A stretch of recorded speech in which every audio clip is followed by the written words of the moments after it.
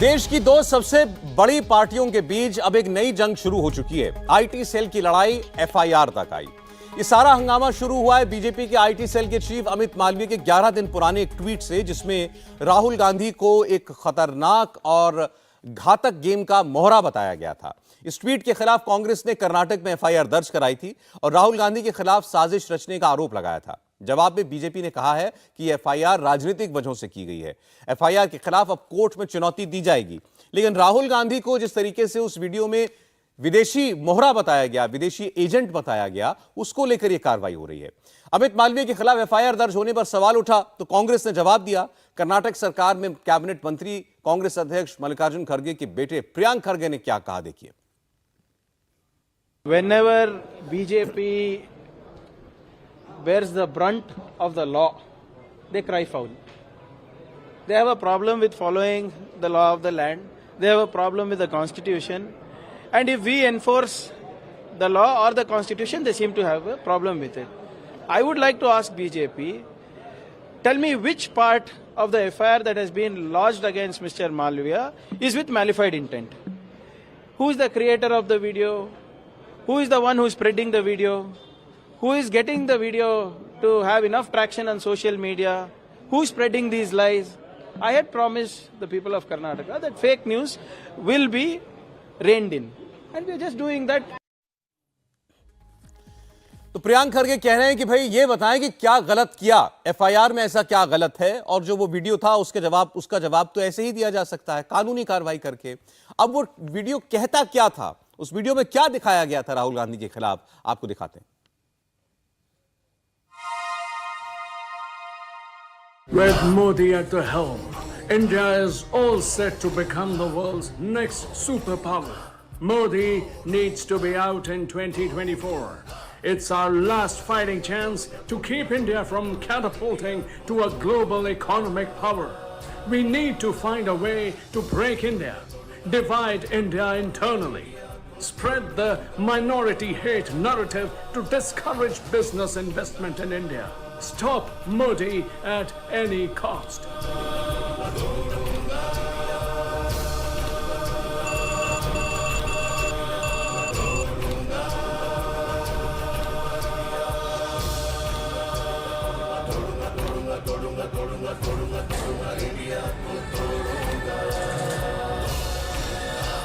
तो दरअसल इंडिया देश ही नहीं है, यूनियन ऑफ डिवाइडेड स्टेट्स है।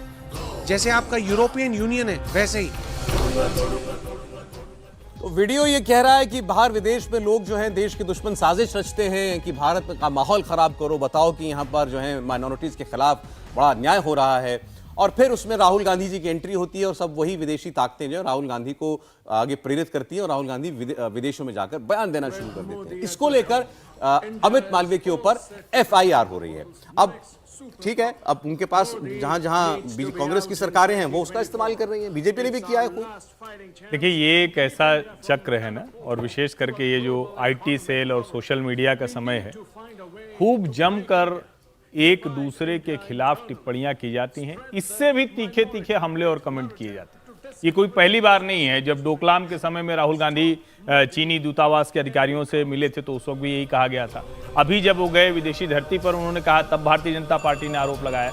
अब अमित मालवीय ने उसको एक एनिमेशन फिल्म बना दी। अब जाहिर है ये कोर्ट में जाएगा तो कितना टिकेगा, कितना उस पर एक तरह से कहेंगे प्रोसिक्यूशन की तरफ जाएगा, क्या शायद नहीं जाएगा, क्योंकि ऐसे ढेर सारे वीडियोज हैं जो कांग्रेस के भी पड़े होंगे। लेकिन अब ये तय है कि एक और राज्य आने के बाद, राजस्थान छत्तीसगढ़ में ये खूब होता दिखता था। आपको याद होगा जब मैनिपुलेटेड मीडिया लिख दिया था संबित पात्रा के ट्वीट को, तो उस वक्त छत्तीसगढ़ में एफआईआर हुई, फिर दिल्ली पुलिस ने एफआईआर कर ली थी। तो अब सवाल यहां यही है कि क्या ये जो राज्य सरकारों की पुलिस है, जैसे पंजाब पुलिस वो कर देती है भाजपा नेता के खिलाफ, क्या ये पुलिस का काम अब ये भी एक हो जाएगा क्या, और वो भी 2024 के चुनाव तक ये बढ़ने वाला है तो ऐसे दुखद, लेकिन शायद राजनीति की आज ये भी एक सच्चाई है। नहीं, आपने ऐसे याद दिला, ठीक है, हर राज्य जिसके पास कोई स्टेट आ जाता है पार्टी के पास, वो वहां की पुलिस को अपने लिए यूं इस्तेमाल नहीं, इस समय पुलिस का इस्तेमाल ऐसे होने लगा है, कई बार तो बड़ी हास्यास्पद या विवादास्पद स्थिति उत्पन्न हो जाती है कि दो राज्यों की पुलिस आपस में टकरा जाती है। जैसे भी हर्षवर्धन जी ने 2-3 राज्यों का नाम लिया, आसाम में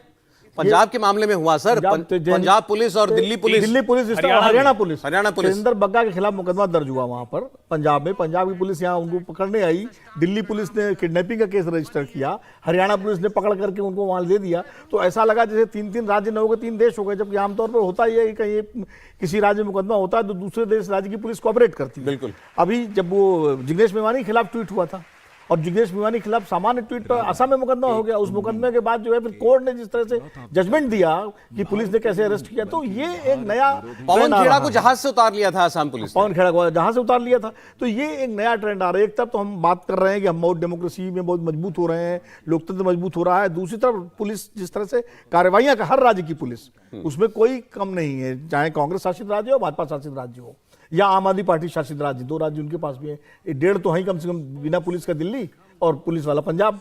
तो ऐसे में अब पुलिस जो है अपने राजनीतिक आकाओं के इशारे पर विरोधियों के खिलाफ मुकदमे दर्ज करने का एक नया चलन शुरू हो गया है और मुझे लगता है ये थोड़ा सा ज्यादा खतरनाक स्थिति है। लेकिन एक बात और मैं कहूंगा कि राजनीतिक पार्टियों की आईटी सेल हैं, उनको भी जिम्मेदारी के साथ ट्वीट करना चाहिए। चाहे प्रधानमंत्री जी के खिलाफ अगर कोई कांग्रेस पार्टी की आईटी सेल ट्वीट करती है अपमानजनक, वो गलत है, या राहुल गांधी के खिलाफ अगर बीजेपी आईटी सेल करती है वो गलत है। ये एक मर्यादा के अंदर ट्वीट करना चाहिए। आलोचना करें आप, लेकिन किसी को सीधे सीधे आप देश के खिलाफ साजिश करने वाला बता दें या कोई और अपमानजनक टिप्पणी कांग्रेस की आईटी सेल की तरफ से हो जाए, ये गलत है। वैसे कांग्रेस ने भी अभी नरेंद्र मोदी को लेकर एक वीडियो, एक एनिमेशन डाला हुआ है ट्विटर पर। मुझे लगता है कि इसको थोड़ा और संदर्भ के साथ मैं याद दिला दूं। प्रधानमंत्री झूला झूला रहे हैं चीनी राष्ट्रपति को, उसको लेकर जो ट्वीट किया गया था वो भी इसी दायरे में आ जाएगा।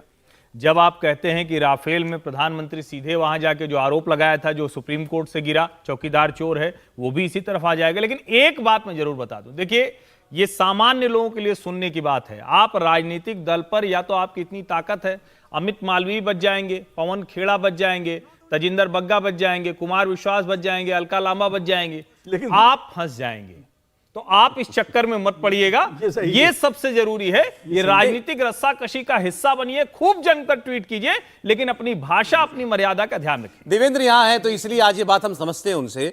देवेंद्र, क्या ब्रीफ होता है ऐसे सोशल मीडिया प्लेटफॉर्म्स पर? आप किस हद तक जा सकते हैं? कोई पार्टी का किसी को ये तो काम दिया हुआ है ना किसी को कि आप सोशल मीडिया पर ये करिए अपने विरोधियों के खिलाफ, उसमें कोई भी हद नहीं होती है सौरभ। उसमें खुला खेल एकदम रहता है कि एक बार आपको मुझे बताया गया कि जैसे ही आदेश आता है फायर, तो फिर उसके बाद बस फायर करना होता है और उसको उस सीमा तक आप जाते हैं, गोली लगनी चाहिए सामने, बिल्कुल जहां तक आप जा सकते हैं। हालांकि इस केस में अगर आप देखें तो उसमें जो 2 धाराएं लगाई गई हैं सौरभ, वो बड़ा दिलचस्प है। एक तो 153A, दूसरा 502।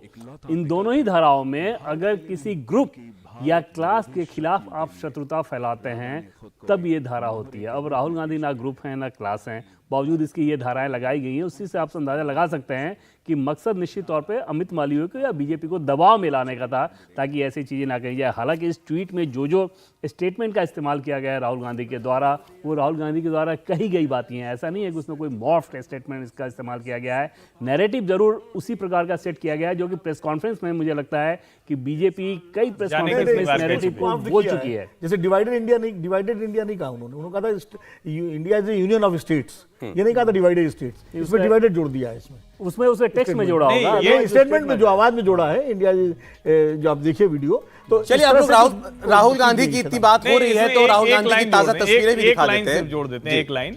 जब ये यूनियन ऑफ स्टेट्स भारत के संदर्भ में है तो राज्य हैं। राहुल गांधी ने जो यूरोपियन यूनियन के लिहाज से कहा था वो देश थे। ये बेसिक डिफरेंस है, ये देश के हर व्यक्ति को पता होना चाहिए। बाकी निश्चित तौर पर इस तरह की लड़ाई है तो उसमें तो कानून कोर्ट में मामला जाएगा। प्रेस कॉन्फ्रेंस में कई सारी चीजें पहले कही जा चुकी हैं। पहला बयान उन्होंने लोकसभा के अंदर दिया था। कल राहुल गांधी क्या कर रहे थे आप जानते हैं? राहुल गांधी कल कहां थे? कल मैकेनिक के यहाँ थे, करोल बाग में किसी वर्कशॉप में मोटर मैकेनिक। आपको नहीं पता चला? देखिए मैं तो फॉलो करता हूँ ना इन सारे लोगों को, मैं राहुल गांधी को फॉलो करता हूँ। राहुल गांधी का वीडियो आपको दिखाते हैं, तस्वीरें आपको दिखाते हैं। कांग्रेस पार्टी के ट्विटर हैंडल से ये तस्वीरें कल रात को शेयर की गई हैं और राहुल गांधी दिल्ली के करोल बाग पहुंचे। दिल्ली में जो लोग रहते हैं वो जानते हैं, दिल्ली करोल बाग जो है वो ऑटो पार्ट्स का एक बड़ा सेंटर है और वहां पर बहुत सारी मैकेनिक शॉप्स भी हैं।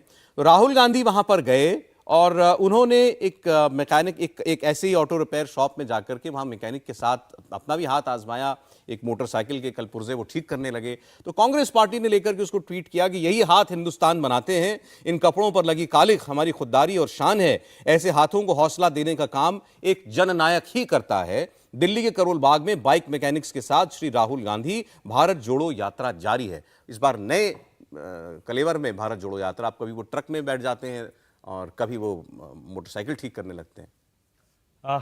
देखिए सौरभ जी, मैं इसको थोड़ा संदर्भ के साथ एक दो बातें बोलता हूँ। इस देश में लंबे समय तक राजे रजवाड़ों का राज रहा, खूब जमकर राजे रजवाड़े होते थे, महाराज की जय हो, और उस रास्ते से निकलते थे तो जनता अपने आप सर झुका लेती थी। स्वतंत्रता के बाद भी भले ही सरदार वल्लभ भाई पटेल जी ने पूरे देश को यूनिफाइड इंडिया बना दिया, नवाब हो या राजा हो सब खत्म कर दिया, लेकिन उनका प्रिवी पर्स वाला मसला था, एक नए तरह का एलीट पैदा हो गया। और जवाहरलाल नेहरू जी को लेकर देश के प्रथम प्रधानमंत्री, लेकिन उनको लेकर यह माना जाता रहा, वो अभिजात रहे। यहां तक कि जब पत्रकार भी चर्चा करते हैं तो कहते हैं बड़े आदमी थे यार नेहरू जी का अंग्रेजों के साथ उठना बैठना था, उस संगत में थे वो। अब वो जो छवि थी वो इंदिरा गांधी ने पूरी तरह से तोड़ दी थी। कैसे तोड़ी वो उसके अलग अलग संदर्भ हैं, लेकिन राजीव गांधी के बाद फिर सोनिया गांधी और राहुल गांधी पर फिर से वही चिपक गया, एलीट क्लास हो गई। और कोई इसको माने या ना माने, लेकिन लाख कोशिश के बावजूद जो नरेंद्र मोदी एक चाय वाले के परिवार से, एक चाय वाले का बेटा, एक चाय वाला, एक ओबीसी, एक जो भी आप जो नैरेटिव कहते हैं, लेकिन सबसे बड़ी बात थी कि वो जनता के बीच का आदमी है और ये एक अभिजात वर्ग से आया हुआ आदमी है। आप चाहे ट्रक ड्राइवरों के बीच में देखिए, चाहे आप अचानक मुखर्जी नगर में चाय पीना देखिए, चाहे आप मनरेगा का तसला उठाता देखिए, ये आज से नहीं हो रहा है, और चाहे आप रिंच पेचकस लेकर बाइक ठीक करना देखिए, ये सब कुछ कोशिश है कि भैया मान लो हम तुम्हारे बीच के आदमी हैं, क्योंकि लोकतंत्र जीवंत तो हो गया है। कांग्रेस के पतन का ये बड़ा कारण है। जो भी सलाह दे रहा हो, मुझे लगता है कि ये ठीक सलाह है। क्यों नहीं है इसमें क्या है ऐसा? ठीक है, अच्छा, आपने कहा ठीक सलाह, मैं कह रहा हूं कि ठीक सलाह। अच्छा, मुझे लगा आप कह रहे हैं क्योंकि उनकी मुश्किल है, अब जाति वर्ग के दिखते हैं, ये सच है। इसमें देखिए भारतीय राजनीति में दो तरह के नेता हैं। एक नेता वो हैं जो अपने मेहनत से, बलबूते से, जमीन से उठ के, खेत खलियान से ऊपर तक पहुंचे हैं। मुलायम सिंह यादव रहे, लालू यादव, नीतीश कुमार या मोदी जी, इस तरह के। एक नेताओं का वो वर्ग है जो बड़े परिवारों में पैदा हुए, मान लीजिए बड़े राजनीतिक परिवारों में पैदा हुए या बड़े अच्छे खासे परिवारों में पैदा हुए, और वो उन्होंने जमीन की जो सच्चाई है उसको अपने जीवन में नहीं देखा। राहुल गांधी के साथ ये रहा कि राहुल गांधी जिस परिवार में पैदा हुए, राजनीति का प्रथम परिवार कांग्रेस पार्टी का तो रहा ही, देश का भी लंबे समय तक रहा है, और उसके बाद जिस तरह उनके घर में दो हत्याएं हुई, इंदिरा गांधी और राजीव गांधी की, और संजय गांधी की भी दुर्घटना में मौत हुई, तो 3 अकाल मृत्यु हुई उनके परिवार में। और वो सुरक्षा के जिस वातावरण में घेरे में रहे, तो बहुत सारे यथार्थ से दूर रहे, जिसका कई बार जब वो राजनीति में आए तो समझ में भी आया, जब उनके बयानों से या उनके उससे। आज राहुल गांधी उस चीज को नजदीक से सीखना चाह रहे हैं, जानना चाह रहे हैं। ये एक उनका तरीका है। हो सकता है उसमें लोगों को नाटक लगे, ये भी लगता है कि साहब दिखावा लगे, लेकिन वो एक कोशिश कर रहे हैं। ये कैंपेन चलाया है कांग्रेस पार्टी ने भारत जोड़ो यात्रा की तरह, कि राहुल ऑन व्हील्स करके हमने इस पर स्टोरी भी करवाई है। और राहुल ऑन व्हील्स में उसमें वो ट्रक के सब पर जाना उनका, चाहे अमेरिका में ट्रक में बैठ कर उन्होंने यात्रा की, या भारत में दिल्ली से चंडीगढ़ की, या अब वो रिंच लेकर के मोटरसाइकिल ठीक करने वालों से बात कर रहे हैं। हो सकता है कल को आपको सफाई कर्मचारियों के बीच में दिखाई पड़ जाए, हो सकता है वो ट्रैक्टर वालों के बीच में दिखाई पड़ जाए, कहीं खेत में काम करते दिखाई पड़ता है। तो ये एक सतत उनका एक कैंपेन है, उसमें वो सीखना भी चाहते हैं और मैसेज भी देना चाहते हैं। सीखने के लिए कितना है इस पर तो बहस हो सकती है। सीखने का मतलब देखिए, आप उनके पास बैठेंगे, मैं ये नहीं कहना चाहता कि वो मोटरसाइकिल रिपेयर करना सीखना चाहते हैं, मतलब उनके जैसे लोगों के बीच जाकर उनकी परेशानी जानना, परेशानी जानना जो है समझना। आप एक परेशानी, एक प्रेमचंद की किताब पढ़ के आप गांव जानना चाहते हैं, कहानी, एक गांव को जी कर गांव जानना चाहते हैं, तो ये फर्क है। तो ये फर्क राहुल गांधी स्वीकार कर रहे हैं। है तो पॉलिटिकल कैंपेन, बिल्कुल पॉलिटिकल कैंपेन ही करेगा। इसमें आप देखें तो जो प्रधानमंत्री नरेंद्र मोदी की जो लकीर थी 2014 से, अगर इसको आप ट्रैक करें तो कांग्रेस पार्टी अभी उसी लकीर पे जाती नजर आ रही है। 2014 से पहले आप देखें तो एक तरफ नरेंद्र मोदी की छवि लगातार बड़ी की जा रही थी, दूसरी तरफ कांग्रेस पे अटैक किया गया और राहुल गांधी की छवि को इस बीच में बहुत ज़्यादा चोटिल किया गया। अब कांग्रेस पार्टी की स्ट्रेटजी को आप देखें तो प्रधानमंत्री नरेंद्र मोदी कुछ भी करें, चाहे यहाँ पे पार्लियामेंट का उद्घाटन हो, चाहे अमेरिका में जाके वहाँ पे राष्ट्रपति से उनकी मुलाकात हो, हर एक मसले पे किसी न किसी रूप में मजाक उड़ाने की कोशिश की जा रही है। दूसरी तरफ राहुल गांधी की छवि को इस रूप में दिखाने की कोशिश की जा रही है कि वो सबको लेकर चल सकते हैं, एकदम जनता से जुड़े हुए हैं। तो सिर्फ और सिर्फ एक PR एक्सरसाइज है, इससे अधिक। इसका भी जवाब दे दीजिए, क्या प्रधानमंत्री की छवि डाउन हो रही है और क्या राहुल गांधी की उठ रही है? अभी तक तो ऐसा नहीं लगता। जैसे अगर कर्नाटक के इलेक्शन को अभी कोई ये समझ रहा हो कि राहुल गांधी के चलते वो जीत हुई हो तो मुझे कांग्रेस बहुत पार्टी हैरानी समझ होगी। रही है, हर स्टेटमेंट में आप उनके और इसीलिए प्रियंका गांधी से भी कम दौरा राहुल गांधी का लगाया गया था वहां पे कर्नाटक में, इसीलिए कि वो उनके मास्टर कार्ड रहे होंगे। देखिए, कांग्रेस पार्टी को भी बखूबी मालूम है कि राहुल गांधी का जितना कम इस्तेमाल करेंगे, जितना कम बुलवाएंगे, उतना बेहतर रहेगा, क्योंकि राहुल गांधी जब भी ज्यादा बोलते हैं पार्टी के लिए मुसीबत ज्यादा खड़ी कर देते हैं। और आप कांग्रेस पार्टी के किसी भी नेता से ऑफ रिकॉर्ड बात कीजिए, अधिकांश वो इस बात से सहमत होंगे कि हाँ ऐसा होता है। ऐसे में बहुत बड़ी चिंता उनकी ये है कि राहुल गांधी की छवि को मजबूत कैसे किया जाए, और ये उस पीआर एक्सरसाइज का हिस्सा है और इसमें कुछ भी गलत नहीं। हर्षवर्धन जी, नहीं सौरभ जी, मैं फिर से कह रहा हूं, मैंने इसीलिए संदर्भ के साथ बताया, सलाह ठीक है, लेकिन सवाल यही है कि रिंच पेचकस लेकर राहुल गांधी बाइक ठीक करने लगे तो फोटो अपॉर्चुनिटी तक ठीक है, फोटो के आगे क्या? एक होता है ना कि नेता जब कोई काम करना है तो सब जानते हैं एक प्रतीक के लिए करना है, लेकिन उस प्रतीक की मैसेजिंग कहां तक जा रही है, संदेश कहां तक जा रहा है? मुझे लगता है कि वो संदेश वहां तक नहीं पहुंचता है। और जब वो रिंच पेचकस लेकर बैठ जाते हैं, वो अगर बाइक मैकेनिक्स के साथ मिलते, बात करते, उनकी समस्याएं समझते, समझ में आता। वो जिस तरह से रिंच पेचकस लेकर और जो फोटो ऑप है वो बहुत मेरा इसमें क्लियर दूसरा दिखता है। सवाल भी है, आप ऐसे कितने लोगों के पास जाएंगे भाई? आप आज आप जा रहे हैं ऑटो मैकेनिक के पास, कल आप जाएंगे ढाबा चलाने वाले के पास, कभी आप कुली के पास जाएंगे। इस देश में जितने काम है हर आदमी तक तो नहीं राहुल गांधी पहुंच सकते हैं। अभी समय है उनके पास जाने नहीं, के ये लिए। कैंपेन में जैसे कोई दिक्कत नहीं है, लेकिन सवाल वही, देखिए मैं आपको याद, मैंने इसीलिए पहला वो याद दिलाया, वो सबको भूल गया है। मनरेगा वर्कर्स के साथ ये तसले में मिट्टी लेकर गए थे, कोई लाभ नहीं हुआ, क्योंकि आप जो कर रहे हैं, मतलब इसको कई पिकनिक के तौर पर तो लोग नहीं देख ले रहे हैं। जैसे आप दिल्ली एनसीआर के नहीं आसपास देख रहे हैं बहुत लोग, farms ऐसा हैं। ये बात होती है। ढेर सारे देखिए farms ये अपनी अपनी दृष्टि है, गिलास आधा खाली है या आधा भरा है, दोनों सही है। अब कोई पिकनिक की दृष्टि से देख रहा है, कोई देख रहा है वो समझना चाहते हैं उनकी समस्या। अब जैसे अरे मुझे अब विरोध जी एक बात नहीं, बताइए, नहीं, एक मिनट, सुन, अब दलित क्या खाना खाने चले गए अमित शाह जी, हाँ। तो क्या सारे दलितों क्या गए? एक प्रतीक है, गए। नरेंद्र मोदी जी ने कुंभ में दलितों के पैर धो लिए, कुंभ मेले में, ठीक है, एक प्रतीक है। तो कई चीजें प्रतीकात्मक महत्व मैं होता है आपकी उनका। बात से 100% सहमत होते हुए ये कह रहा हूं कि लेकिन जब आप कहते हैं सीखने के लिए, तो वो है उनकी सीखना परेशानी नहीं, जानने के लिए। सीखना- क्या अब देश की कांग्रेस पार्टी सबसे पुरानी पार्टी का इस वक्त सबसे बड़ा नेता, चाहे उनके पास कोई पद नहीं है, लेकिन राहुल गांधी सर्वोच्च नेता है, कोई भी इस बात से इनकार नहीं कर सकता। वो व्यक्ति आज 53 साल की उम्र में, आप ये कह रहे हैं कि वो सीखने जा रहे हैं, सीखना कोई मोटरसाइकिल बनाना नहीं सीख रहे मोटरसाइकिल हैं बनाना वो। नहीं सर, मतलब गरीबों की परेशानियां जानने के लिए जा रहे हैं, लोगों के भाई, बीच में जा रहे हैं। मतलब ये बात कुछ चीजें व्यवहारिक होती हैं। हम लोग रिपोर्टिंग करने जब जाते हैं तो कुछ तो हम गूगल से देख लेते हैं, लेकिन स्पॉट पे जाकर भी तो समझते हैं ना कुछ चीजों को कि भाई हाँ ये ऐसा हुआ। तो ये स्पॉट पे जाकर के उनकी समस्याओं को समझने का एक तरीका है। आप एक दुकान पे गए तो काफी कुछ आप समझ लेते हैं। आप ट्रक चला रहे हैं तो ट्रक ड्राइवरों को लू लगती है, लपट लगती है, दिक्कतें होती है, तो ये आप कैसे समझेंगे? या तो किताब पढ़ के समझिए। तो मुझे लगता है किसी भी, मैं तो कहता हूं हर नेता को जानना चाहिए ये इस तरह की चीजें। जब आप हरिक रूप से चीजों को समझेंगे तो जो नेता उस से गुजर के आते हैं, तो वो अब जैसे किसान है, अब जो खेती करके आया है उसको समझने की जरूरत नहीं है, लेकिन जो खेती करके नहीं आया है उसको तो समझना चाहिए। अब राहुल गांधी मणिपुर जा रहे हैं, चलिए देखिए, इसी खबर पर आगे बढ़ता हूं मैं। राहुल गांधी अब मणिपुर जाएंगे, अब इसको लेकर के ये बातें हो रही है कि राहुल गांधी अब मणिपुर जाएं, चलें ठीक है वो नेता है और मणिपुर जाने पर किसी के प्रतिबंध भी नहीं लगा हुआ है, लेकिन अब क्या वहां से एक नई सियासत शुरू होगी? जाहिर है कांग्रेस पार्टी अभी जिस तरीके से वो प्रधानमंत्री पर हमलावर है मणिपुर को लेकर के, उसमें लगातार ये बताया जा रहा है कि वहां हालात बहुत खराब हैं। प्रधानमंत्री ने एक बार भी नहीं नाम लिया है मणिपुर का, ऑल पार्टी मीटिंग में प्रधानमंत्री मौजूद नहीं थे, वो विदेश में थे। यहां तक बता दिया गया कि वो विदेश कैसे चले गए, वो यहां मणिपुर जल रहा था। अब ऐसे में राहुल गांधी जब वहां जाएंगे तो क्या कोई नया विवाद खड़ा होगा, या आपको लगता है कि नहीं बिल्कुल उचित राहुल गांधी जाते हैं? नहीं, देखिए इस वक्त तो राहुल गांधी को जाने से बचना चाहिए था। या तो वो इसके अभी सर्वदलीय बैठक हो चुकी है, सर्वदलीय बैठक में गृह मंत्री ने बाकायदा प्लान पेश किया है, बाकायदा बताया कि हमने 36,000 वहाँ फोर्सेज लगा दिए, किस तरह से 5,000 से ज़्यादा मुकदमे दर्ज हुए, 150 से ज़्यादा जिन लोगों को चिन्हित किया गया, इतने लोगों के हथियार वापस आ गए। और उसमें यह बताया गया कि देखिए असली मुश्किल यहां है, हम उसको ठीक कर रहे हैं।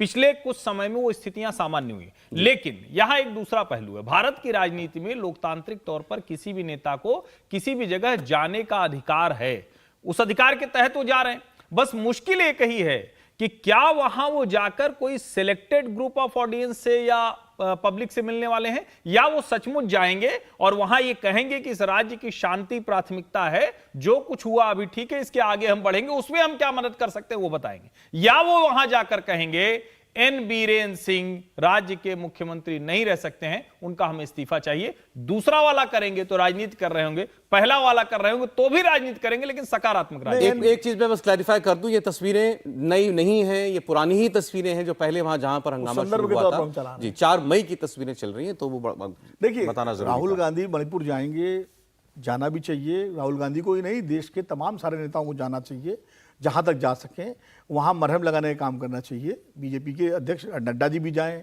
और पार्टियों के लोग भी जाएं, ऑल पार्टी के लोग, और एक साथ जाए तो और अच्छा है। लेकिन तो ये सबसे सुंदर स्थिति हो जाए। हाँ, लेकिन अब जहां तक स्टैंड की बात है, भाई वीरेंद्र सिंह का इस्तीफा तो सारे अपोजिशन पार्टी मांग रही है, कांग्रेस पार्टी भी मांग चुकी है। ऑल पार्टी मीटिंग में भी सारे विपक्षी दलों ने कहा कि उनको उनकी सरकार बर्खास्त कर देनी चाहिए। अतीत में इसके उदाहरण भी है। तो जब नरसिम्हा राव ने अपनी ही कांग्रेस पार्टी की सरकार बर्खास्त की थी 1993 में मणिपुर के ही संदर्भ में, इसके उदाहरण भी है।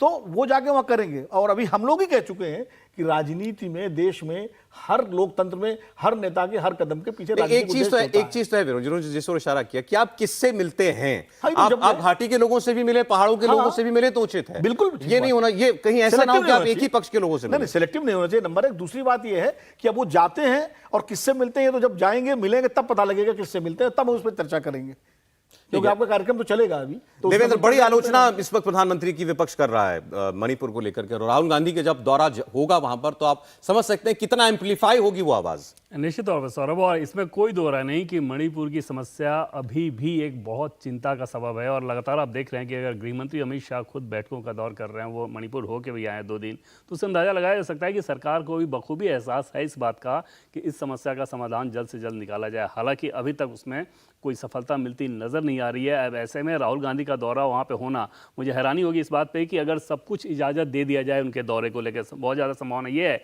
कि शायद वहाँ पे राज्य सरकार के द्वारा इस बात की मनाही भी की जाए कि अभी ये दौरा करना ठीक नहीं रहेगा। लेकिन राहुल गांधी कंट्रोल दौरा हो, मतलब जहां पर एक्सेस दी जाए बस वहीं हो जाए। ऐसी कोई ना कोई चीज़ रहेगी एकदम, उसमें एकदम से फ्री नहीं दिया जा सकता, और संभव नहीं रहेगा। लेकिन राहुल गांधी के नज़रिए से देखें तो उनके पास कोई ऐसा कारण नहीं कि वहाँ पर वो ना जाएं, क्योंकि कांग्रेस पार्टी लगातार इस बात को कहते भी रही है। और अगर ये राजनीति है भी तो ये राजनीति क्यों ना हो, अगर आप उस स्टेट को संभाल रहे हैं और स्थिति खराब है, तो ऐसे में अपोजिशन तो जाके वहाँ पे कहेगा ही कि आप ये चीज़ें गड़बड़ी कर रहे हैं और हम इसको ज़्यादा बेहतर तरीके से हैंडल कर सकते थे। तो राहुल गांधी के नज़रिए से देखें तो आप बिल्कुल समझ में आ रहा है, लेकिन देखना होगा कि राज्य सरकार कितनी दूर तक जाने की इजाज़त इनको किस रूप में देती है। सरकार के पास अभी जो कुछ भी हालात बने हुए हैं, क्या आगे देख पा रही है कि इस समस्या का हल कब तक निकल सकता है या शांति कब तक बहाल हो सकती है? और बहुत जल्द का नहीं, लेकिन लगातार इस बात को लेकर कहा जा रहा है कि कोशिश की जा रही है और जितनी सख्ती भी बरतने की जरूरत है, जैसे लगभग 5-5 हजार लोगों पर कार्रवाई की जा रही है, तो जितनी सख्ती बरतने की जरूरत है उतनी की जा रही है। जितने फोर्स भेजे जाने की जरूरत है वो फोर्स भेजे जा रहे हैं। लेकिन हम सभी जानते हैं कि वहाँ पर जो समस्या है वो इतना कॉम्प्लिकेटेड है कि जब तक आप 2 कम्युनिटी इस रूप में भिड़ रही हो तो वहाँ पर उसका सोल्यूशन निकालना इतना आसान नहीं होता, और वो एक बड़ा चैलेंज है। बाकी सबसे बड़ी गंभीर समस्या चुनौती वहाँ पर ये है, देखिए भारत में भी कई जगह कई हिंदू मुस्लिम दंगे हो जाते हैं, कभी कुछ हो जाते हैं, लेकिन प्रशासन पर विश्वास रहता है एक दूसरे पर, चाहे मुस्लिम अधिकारी हो तो हिंदुओं को रहेगा, हिंदुओं को। यहाँ उल्टा ये हो गया, मैतेई और कुकी के अधिकारियों और प्रशासन में कर्मचारियों आपस में भरोसा नहीं रहा है। ये थोड़ी खतरनाक स्थिति होगी। इंडिया टीवी हर वक्त हर जगह डाउनलोड करने के लिए सर्च करें India TV news Google play store या ऐप स्टोर पर।